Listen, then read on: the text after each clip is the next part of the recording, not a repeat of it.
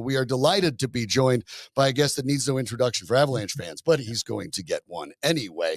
805 career points in 14 years with the Colorado Avalanche, the Rocket Richard winner in 2002-2003 with 50 goals, Stanley Cup champion with the Avalanche back in 2000-2001, and that number 3 jersey forever hanging in the rafters. Milan Hejduk, very, very happy to join us here today at Mile High Sports. Thanks for stopping in, because you have a fascinating thing that you're working with Dog Nation this week.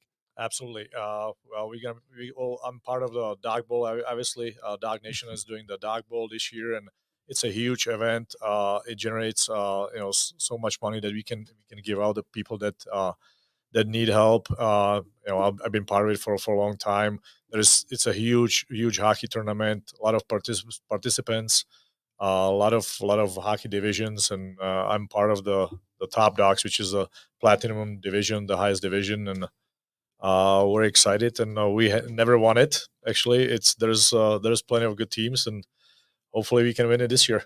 You still love playing, don't you? Yes, I do. I mean, it's fun. Obviously, the body is not what it used to be. It's beat up, but I do like it, and it keeps you in shape. So when you think about continuing hockey and what it brings forward, I know that Dog Nation has been around for a while. You're one of the formal ambassadors for the program, and it's a 501c3 charity, brings a lot of help to people in the hockey world, whether it's people with disabilities, whether it's first responders. A lot of these people are going to be served by the tournament and by the awareness of the tournament. So not only is it an opportunity to get to play and continue to play, but then you're also bringing the sport of hockey, its accessibility to more people, and bringing the opportunity for showing what hockey community, which is known very well in Colorado and in a lot of places all over the world for being a very tight-knit one. Absolutely. The hockey community, like you mentioned, it's really a tight community, really good people, and it's great to see that people are helping each other, and there's obviously plenty of people that and families, they need help, and we as a Dog Nation, we try to provide that. So I'm just really delighted to be part of the program and or the part of the charity, and it's really close to my heart. It's hockey related, and I'm just be glad to be part of it. Even old rivals tend in retirement to be civil, right, toward one another. Sure. And there'll be a lot of celebrities here, NHL celebrities, some college hockey. Yes. Stars will be on hand, people you're very familiar with, and maybe get along with a little better now that all of you aren't playing Absolutely. in the NHL anymore. Absolutely. Like we, obviously tough competitors on the ice, but anytime you meet these people off the ice, they're nice people. I mean, even the Red Wings.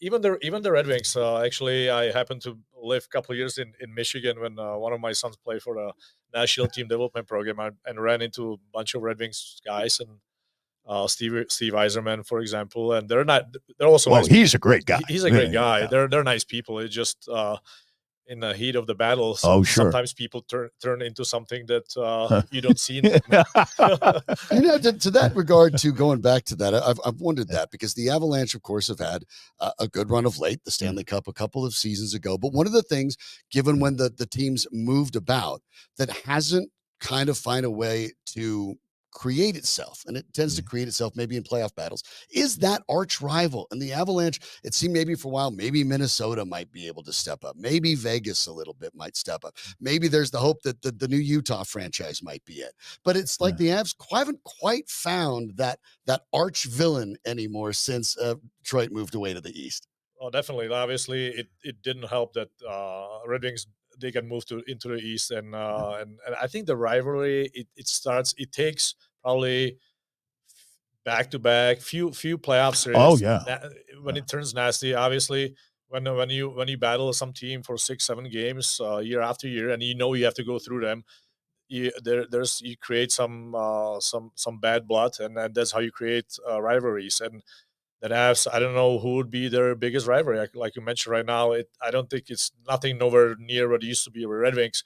Like you mentioned, maybe the Wild, maybe it's gonna be Utah. Who knows? But they don't have it right now with one team, and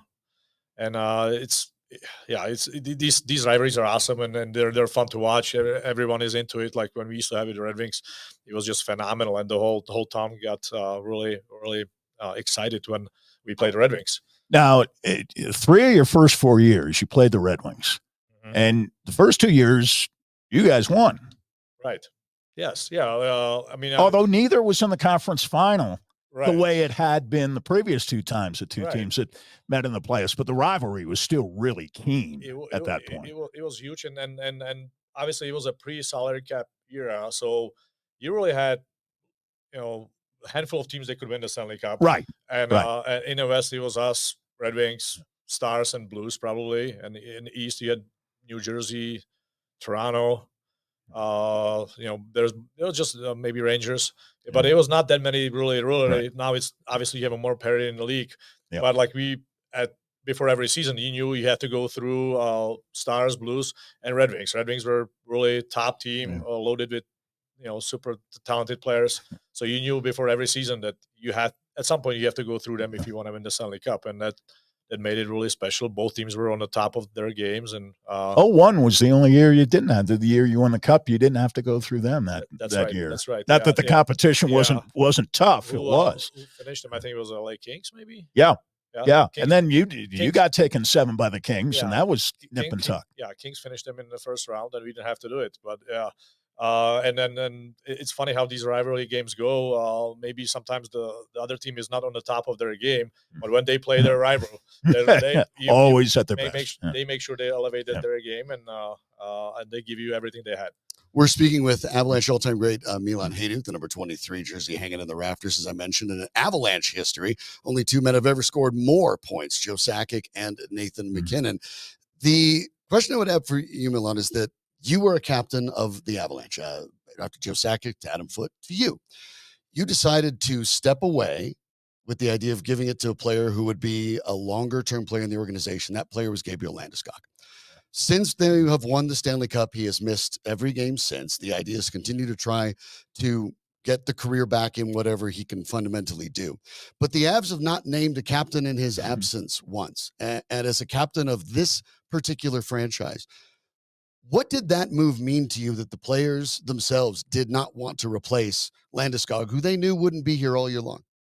Well, that speaks really about the character and what kind of person Gabe is. Really, truly the leader of the team. Even if he's been out of the lineup for now 2 seasons, he's still there. He's still present. Guys see him in the locker room. He's going through the rehab. The process of getting back and after his knee surgery, and I hope he's going to be back and back in a full form.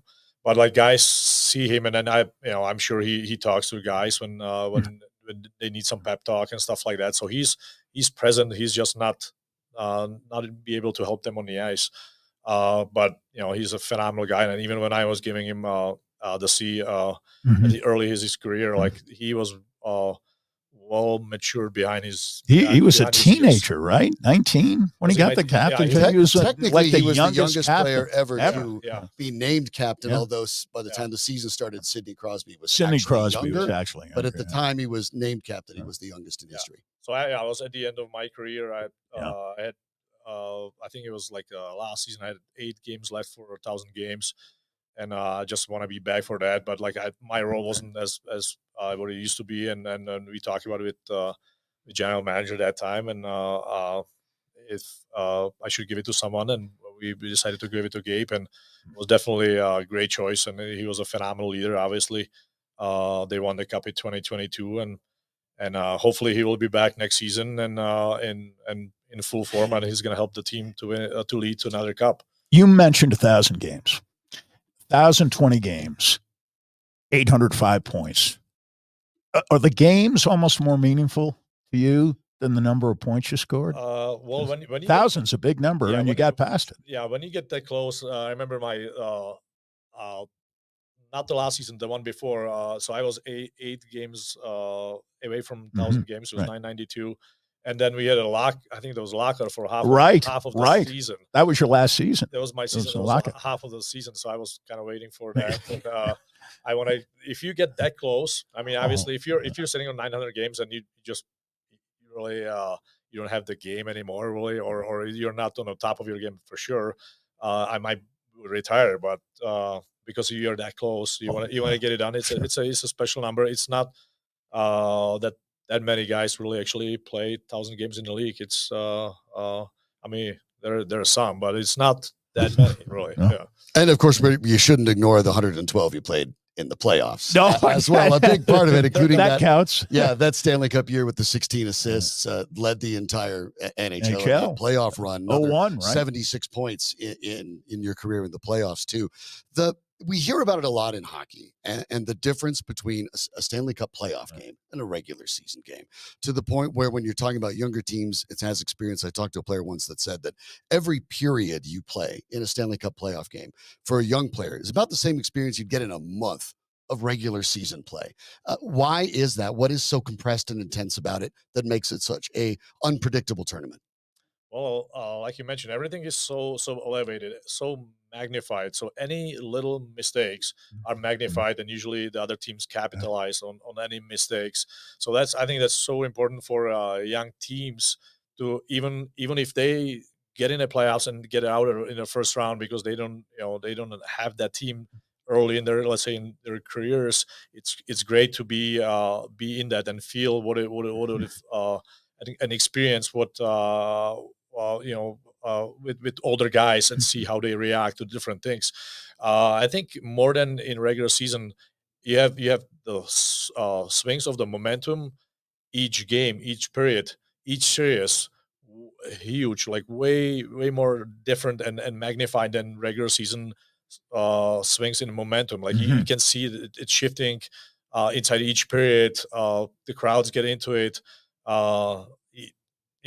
You're doing more interviews and everything is magnified, and it's just super cool and be part of it, because the games mean so much. You work 82 season regular season to put yourself in a spot that you can compete for a Stanley Cup and basically and try to secure the home ice, for example. And when we won the 2001, we won the President's Trophy. Yeah. So we got the home ice. So every series we started at home, and Game 7s, you get it. Yes, that's the big one, right? I think it's to have Game 7 at home. It's a big deal for Game 7. To have the Game 7 at home, I think it just means a little bit more to have it at home. That's you battle a whole season, a regular season for that, and actually it served us well in 2001. I wanted to ask you this question. I don't know if I've ever asked it to you before, but you had the 01 season playing with Sakic and Tanguay, and you had 41 goals.